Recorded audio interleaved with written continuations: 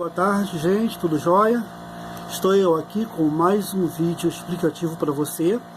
Esse vídeo que faz parte do programa que eu tenho chamado Programa Esclarecer, onde eu procuro tirar dúvidas das pessoas, procuro dar esclarecimento sem nenhum tipo de tendenciosidade.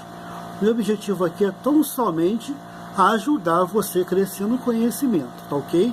E lógico que eu vou crescer também, você me mandando vídeos, mandando mensagens, mandando e-mails, concordando ou discordando das minhas explicações, desde que você também apresente as suas razões para discordar do que eu explico, tá ok? Hoje eu quero falar sobre um tema muito importante na atualidade e também foi um tema muito importante na antiguidade. Chama-se monoteísmo, politeísmo e enoteísmo. Por acaso você já ouviu falar nessas três palavras? Monoteísmo, politeísmo e enoteísmo? Não, nunca ouviu falar? Então tá, eu vou te esclarecer agora esses três temas. Primeiro, a palavra monoteísmo vem do grego, tá? Do mono, único, monossílaba. Uma palavra monossílaba, uma palavra que tem somente uma sílaba, tá ok? E a palavra teísmo pode significar Deus ou então crença. Então, a palavra monoteísmo significa crença na existência de um só Deus, crença e culto a um único só Deus, tá ok? Bom, mas eu devo deixar claro que essa crença é muito difícil de ser comprovada, tá ok? Essa que é a realidade, porque os povos no passado, na realidade, eles eram então politeístas ou então enoteístas, dificilmente monoteísta. É bem verdade que na história do Egito teve um período que ele poderia ter sido chamado de monoteísmo. Houve esse período sim, ok? É que o Egito era dividido em dois reinos, o reino do sul e o reino do norte, sendo que o norte, o soberano do norte, usava na testa uma fita branca e o governante do reino do sul usava uma fita vermelha na cabeça. Bom, depois de algum tempo, esses dois reinos foram fundidos, foram unificados, tá ok? Bom, já que na parte norte existia Amon como divindade e na parte sul existia Ra como divindade, então como vai ficar o processo religioso dessa união política no Egito? É claro, é óbvio que vai acontecer o seguinte: o soberano, ou então o faraó, passa a usar uma única fita com as duas cores, com o vermelho e o branco. Ele significa a união política e também religiosa dos dois reinos. Mas como é que vai ficar então a situação do deus Ra e do deus Amon? Já a situação que é religiosa, que vai acontecer o seguinte: no lugar de ficar o nome de duas divindades, essas duas divindades são fundidas uma com a outra, tá? E logo a divindade principal do Egito, ou a única divindade deles, vai se chamar Amon-Ra. Então, esse período que houve a fusão religiosa no Egito, parece-me que o Egito ficou somente com uma única divindade. Perceba que de duas divindades vai surgir uma única divindade, Amon-Ra, tá ok? E depois, posteriormente, o Egito vai deixar de ser monoteísta para ser politeísta. Fora essa única nação do passado, eu desconheço, dentro dos meus estudos e pesquisas, uma outra nação que se pudesse dizer que era realmente uma nação monoteísta de fato. Caso você discorde, manda um e-mail para mim, tá ok? Manda uma mensagem, pode fazer um vídeo também discordando de mim, mas desde que seja um vídeo coerente, com uma explicação coerente, tá ok? Atualmente, há nações monoteístas sim, tá ok? Por exemplo, o Brasil não é monoteísta. Na verdade, o Brasil é uma nação politeísta. Você pode não acreditar nisso, mas é assim, que eu vou falar sobre o Brasil num outro vídeo com relação à religião. Bom, outro tema é o politeísmo.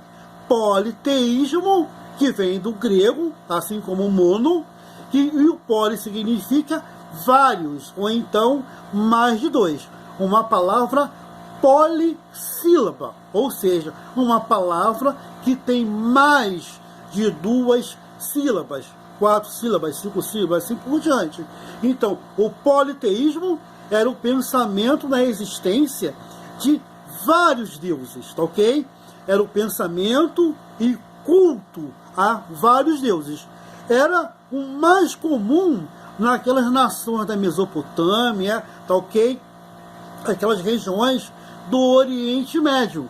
Bom, tem uma explicação para existir o politeísmo naquele período. É que, dentro daquela cultura, o pensamento era o seguinte: quanto mais deuses uma nação tiver, mais rica e poderosa ela será. Então, você vê que tinha, naquele período, o Deus Sol, Deus Lua, o Deus da agricultura, ok?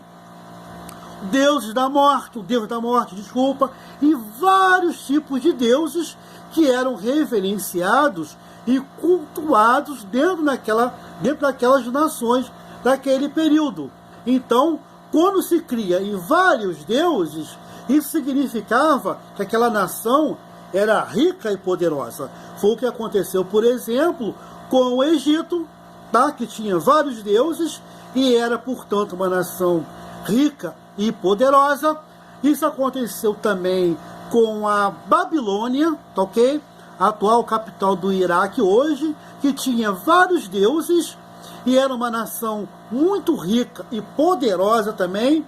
Isso aconteceu com a Pérsia antiga, que é o Irã atual, que eles criam também vários deuses e várias divindades e cultuavam, e também eram ricos e poderosos, até o ponto de, num certo período, dominarem todas as nações ao redor, assim como a Babilônia também fez isso. O Egito também dominou dominou várias nações naquele período. Então é assim que se justifica a crença politeísta, ou seja, a crença em vários deuses e culto a esses vários deuses, ou então essas várias divindades. Portanto, se você tivesse somente um Deus naquele período, você era taxado de pobre, de miserável. Como pode ser isso? Ele crê somente em um Deus. Então, como é que ele pode ser rico e poderoso? Não tem como. Por isso que se justifica o politeísmo, pelo menos naquele período. Já o enoteísmo, que eu não sei nem especificar isso no grego, se é que existe essa palavra no grego, né? É da seguinte maneira: você crê em vários deuses, tá? Aceita a existência de várias divindades, mas cultua somente uma divindade. Eu creio que existe o Deus Sol, eu sei que existe Amon-Ra, eu sei que existe Marduk, da Babilônia, eu sei que existem, eu creio na existência de vários deuses, na existência de várias divindades. porém eu vou cultuar, eu vou prestar culto, eu vou reverenciar somente a uma divindade, tá ok? É justamente o que acontecia com o povo de Israel naquele período. Você não pense que Israel era monoteísta, não era. Tinha passagens na lei de monoteísmo, mas na realidade o povo cria na existência de várias divindades, várias e várias e várias. Porém, em determinados períodos, eles procuravam cultuar somente a Yahvé, tá? Que era então o Deus principal daquela nação. Mas eles reconheciam a existência de várias outras divindades. Isso que acontecia na realidade.